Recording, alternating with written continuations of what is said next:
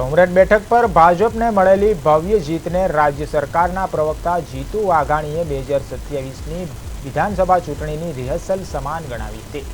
ગોવિંદ પરમારના અવસાન બાદ યોજાયેલી પેટા ચૂંટણીમાં ભાજપના ઉમેદવાર હર્ષદ પરમારે 31,000થી વધુ મતની લીડ સાથે જીત મેળવી હતી।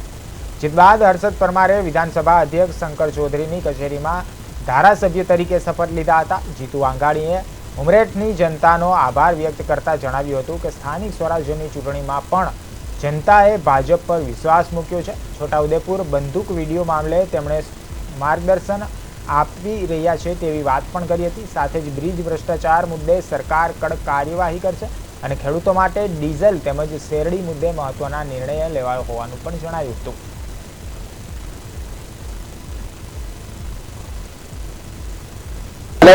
સમગ્ર વિશ્વ અને દેશની પરિસ્થિતિને ધ્યાનમાં રાખીને અને નાગરિક પુરવઠાએ જે પરિપત્ર કર્યો તેમાં ખાસ કરીને સિઝન છે ત્યારે સામાન્ય જનતાને પણ મુશ્કેલી ન પડે એના મોનિટરિંગ રોજે રોજ થઈ રહ્યું છે। પ્રયાસો પણ કરી રહ્યા છીએ। એ પ્રકારે ટૂંક સમયમાં રાજ્ય હવે બધું પૂર્વવત થાય એના પણ પ્રયાસો મોનિટરિંગ માની મુખ્યમંત્રીશ્રી પણ કરી રહ્યા છે।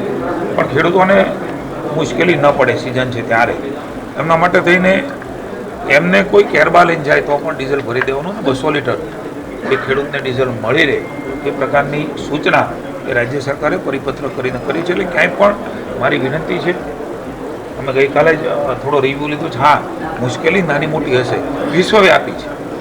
ભારત માની વડાપ્રધાનશ્રી અને કેન્દ્ર સરકારે પણ જાહેરાત કરી છે, જથ્થો પૂરતો છે, મહિનાઓ સુધી ચાલે એટલો જથ્થો છે।